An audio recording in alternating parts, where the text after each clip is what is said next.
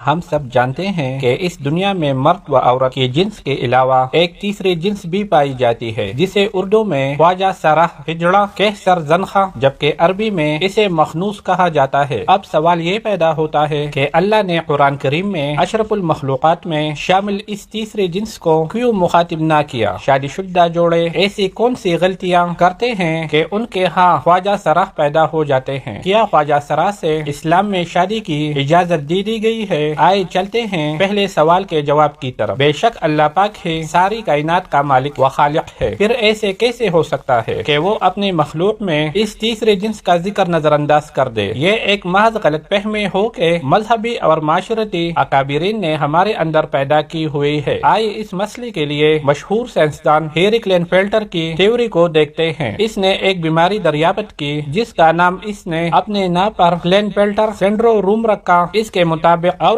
اور مرد کی طرف خواجہ سرح کوئی تیسری جنس نہیں ہے، بلکہ یہ ایک جسمانی بیماری ہے۔ اللہ نے انسان کو مرد اور عورت کے روپ میں ہی پیدا کیا ہے، لیکن جس طرح دیگر پیدائشی بیماریوں کی طرف بچہ گونگا بہرا پیدا ہوتا ہے، اسی طرح کروموسومز ایکس اور وائی کی تعداد کے عدم مطابقت کی وجہ سے بچے کی جنس کا تعین بھی نہیں ہو پاتا، جس سے بچہ پیدائشی طور پر اب نارمل پیدا ہو جاتا ہے۔ ہر انسان میں 23 کروموسومز کے جوڑے پائے جاتے ہیں، ہر جوڑا 2 کرومیٹین پر مشتمل ہوتا ہے۔ اس طرح مجموعی طور پر ہر ایک انسان میں 46 کرومیٹین پائے جاتے ہیں۔ بعض کروموسوم کی تبدیلی کے وقت مردوں میں ایک زائد کروموٹین ایکس پیدا ہوتا ہے۔ اس طرح مردوں میں 46 کی بجائے 47 کروموٹین پائے جاتے ہیں۔ سائنسدانوں کے مطابق ہر 500 میں سے ایک فرد یہ 47ویں کرومیٹین پیدا کرتا ہے، اور بچے کی پیدائش کے وقت اگر یہی 47ویں کروموٹین جو کہ باپ کی طرف سے XX یا XY کی شکل میں ماں کی کرومیٹین ایکس سے جوڑا بنا لے تو بچہ پیدائشی طور پر ٹرانسجنڈر پیدا ہوتا ہے۔ یہاں یہ بات واضح کر دی کہ کئی طرف سے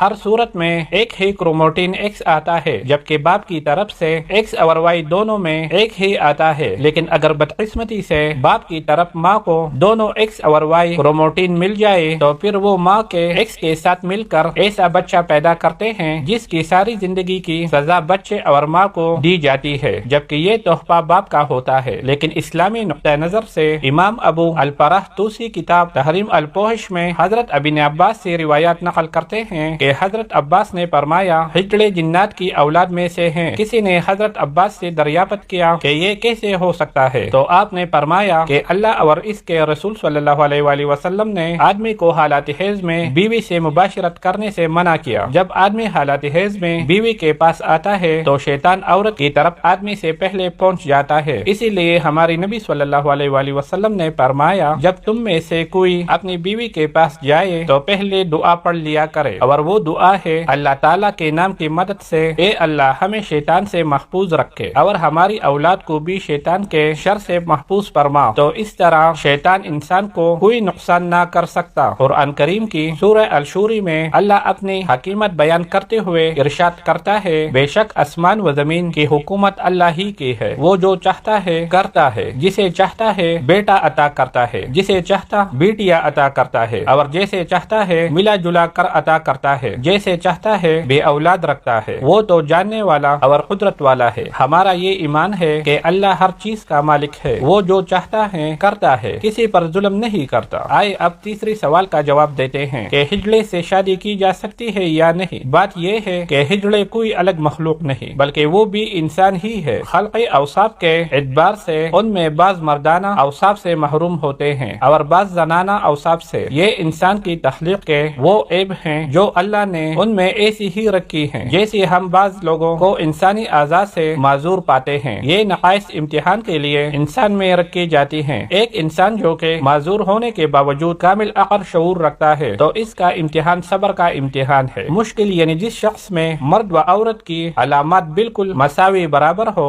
مشکل سے کسی لڑکی یا لڑکی کا نکاح شرعاً جائز نہیں۔ البتہ خنثی غیر مشکل یعنی وہ خنثی جس میں مردانہ قوی اور علامات غائب ہو تو شرعاً مرد شمار ہونے کی وجہ سے اس کا کسی لڑکی سے نکاح، اور اگر اس میں زنانہ صلاحیت اور علامات غالب ہو تو اس کا کسی مرد سے نکاح شرعاً بھی جائز اور درست ہوگا۔ ایک دفعہ ایک شخص باب العلیم امیر المومنین حضرت علی رضی اللہ تعالیٰ عنہ کی بارگاہ میں حاضر ہوا اور عرض کرنے لگا اے امیر المومنین، میرا ایک بھائی خواجہ سرح کی محبت میں گرفتار گرفتار ہو گیا۔ ہم نے اس کو اس مکروہ عمل سے باز رکھنے کی کوشش کی، لیکن اس نے مخنث سے شادی کر لی۔ اب آپ بتائیں کیا یہ نکاح جائز ہے؟ جب یہ معاملہ حضرت علی کے سامنے پیش کیا گیا تو آپ نے خواجہ سرا سے دریافت کیا کہ تمہاری مشابہت مرد کی طرح ہے یا عورت جیسی ہے؟ خواجہ سرا نے بتایا کہ مجھ میں مرد اور عورت دونوں کی خصوصیات پائی جاتی ہیں، مجھے ماہواری بھی آتی ہے اور میں مردوں کی طرح بھی زندگی گزارتا ہوں۔ حضرت علی نے اپنے غلاموں کو حکم دیا کہ اس خواجہ سرا کی دونوں طرف والی پسلیاں شمار کرے، اگر بائیں جانب والی ایک پسلی کم دکھائی دی تو پھر اس کو مرد سمجھا جائے گا، ورنہ اس کو عورت تصور کیا جائے گا۔ جب یہ واضح ہو گیا کہ خواجہ سرا کی ایک پسلی کم ہے تو حضرت علی نے یہ فیصلہ صادر فرما دیا کہ اسے مرد شمار کیا جائے اور اس کے شوہر اور اس کے درمیان علیحدگی کروا دی۔ اسی طرح خواجہ سرا کی وراثت کا بھی مسئلہ ہے، اگر تو وہ مرد ہے تو مرد کا حصہ پائے گا، اگر عورت کے مشابہ ہے تو عورت کا حصہ پائے گا۔ افسوس کہ ہمارا معاشرہ جو کہ اسلامی معاشرہ کہلاتا ہے، اس میں انہیں عزت احترام حاصل نہیں جو کہ مرد و زن کو حاصل ہے۔ اسلام میں قدرتی طور پر پیدا ہونے والے ہجڑے بچوں کے لیے وارث میں حصہ رکھا گیا ہے۔ اس معاملے میں سب سے پہلے والدین کو یہ شعور دینا چاہیے کہ اگر کوئی ایسا بچہ پیدا ہوتا ہے کہ تو اس کی صورت میں اسے گھر سے نکالنے کی بجائے اسے معذوری سمجھ کر معاشرے کا کارآمد شہری بنا سکے تاکہ وہ اس معاشرے میں عزت سے زندگی گزار سکے۔ ناظرین، آج کے لیے بس اتنا ہی۔ کامنٹ سیکشن میں اللہ تعالیٰ کے 99 ناموں میں سے ایک نام ضرور لکھ کے